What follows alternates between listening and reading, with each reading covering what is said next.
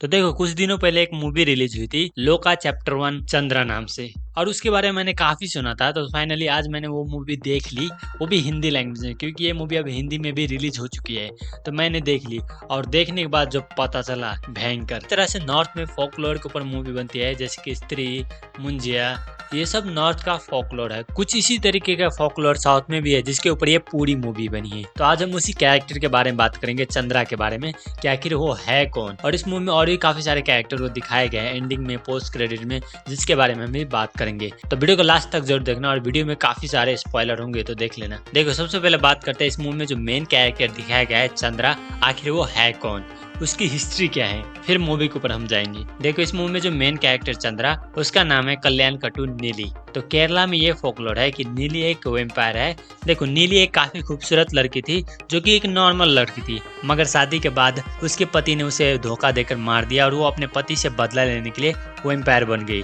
और कहा यह भी जाता है कि नीली काफी ज्यादा खूबसूरत थी, जिसके कारण वो लोगों को अपने बस में कर उसका खून पी लेती थी। और उसी नीली को मारने के लिए एक जादूगर बोलो या फिर प्रिस्ट कथनार आता है और वो नीली को मार देता है। ऐसा कहानियों में है, और हर एक कहानी में नीली के कैरेक्टर को लेकर अलग ही डिस्क्राइब किया है। किसी में पॉजिटिव कैरेक्टर बताया गया है तो किसी में नेगेटिव कैरेक्टर। मगर जिस मूवी के बारे में हम बात करने वाले हैं उसमें नीली को पॉजिटिव कैरेक्टर दिखाया गया है। ये तो थी कहानियों वाली कहानी, मगर मूवी में जो कहानी दिखाई गई है उससे ये काफी ज्यादा डिफरेंट है। काफी सालों पहले नीली जब एक छोटी बच्ची थी, वो नॉर्मल सी एक बच्ची थी, जिस तरह से हम लोग हैं, वो नॉर्मल सी बच्ची थी। तो नीली एक दिन क्या करते हैं कि राजा के मंदिर से घुंघरू लेकर आ जाती है और अपने देवी को वो घुंघरू बांध देती है। और ये बात राजा को पता चल जाता है, तो राजा उसके कबीले के सभी लोगों को मारने लगता है। और उसी राजा से बचने के लिए नीली और उसका परिवार एक गुफा में छुप जाता है। और ये गुफा काफी ज्यादा इम्पोर्टेंट है इस पूरी फ्रेंचाइज के लिए, क्योंकि इस गुफा के अंदर एक स्टैचू दिखाया गया है,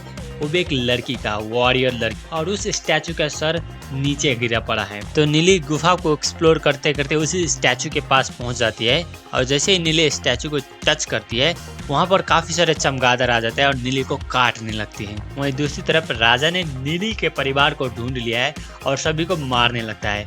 फिर हमें नीली को दिखाया गया है कि वो चमगादड़ के काटने के बाद वो भी जिंदा है, मगर वो एक वेम्पायर बन चुकी है। फिर भी नीली अपने परिवार को नहीं बचा पाती है और राजा उसके परिवार को मार देता है, मगर नीली वहाँ पर राजा को भी मार देता है और वहाँ से भाग जाती है।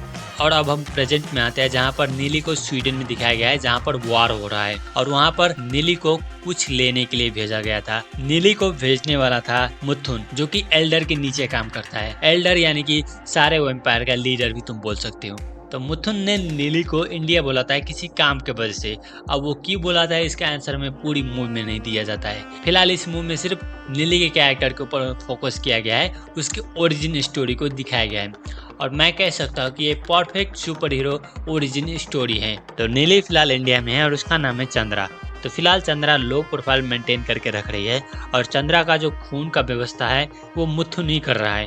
तो जिस बिल्डिंग में चंद्रा रह रही है, उसी के बगल वाले बिल्डिंग में 3 लौंडे भी रह रहे हैं, जो बिल्कुल कुछ भी नहीं करते, अपने बाप का पैसा उड़ा रहे हैं। मगर एक दिन नीली अपने खिड़की से सनी को देखता है, जो कि उसके बगल वाले बिल्डिंग में रहता है। तो सनी का जो शक्ल है वो नीली के बॉयफ्रेंड से काफी ज्यादा मिलती है, जिसके कारण नीली भी उसे अट्रैक्ट हो जाती है। पास्ट में जब अंग्रेज की सरकार थी तब, तो पास्ट में जो नीली का बॉयफ्रेंड था उसका शक्ल काफी ज्यादा सिमिलर है सनी से, और नीली का जो बॉयफ्रेंड था वो पास्ट में ही मर गया नीली को बचाते बचाते, और उसके बॉयफ्रेंड का शक्ल काफी ज्यादा सिमिलर है सनी से, जिसके कारण नीली उसकी केयर करने लगती है। और फिर मूवी की कहानी लेयर बाय लेयर अनफोल्ड होने लगती है, और हमें ये पता चलता है कि सिर्फ चंद्रा ही वेम्पायर नहीं है, चंद्रा जैसी और भी काफ़ी सारी है, और चंद्रा वेम्पायर बना भी सकती है। जिनमें से एक पुलिस वाला को चंद्रा वेम्पायर बनाई थी, जिसके कारण चंद्रा और सनी दोनों का लो प्रोफाइल का धज्जिया उड़ गया।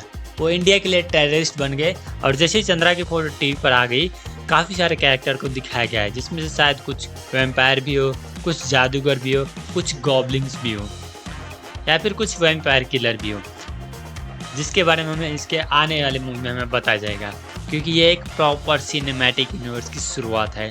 तो मूवी के मिड क्रेडिट में कैरेक्टर को इंट्रोड्यूस किया है, जिसका नाम है चार्ली, और वो तलवारबाजी में माहिर है, उसके पास भी कुछ पावर है। तुम ब्लेड जैसा तुम इस कैरेक्टर को समझ सकते हो।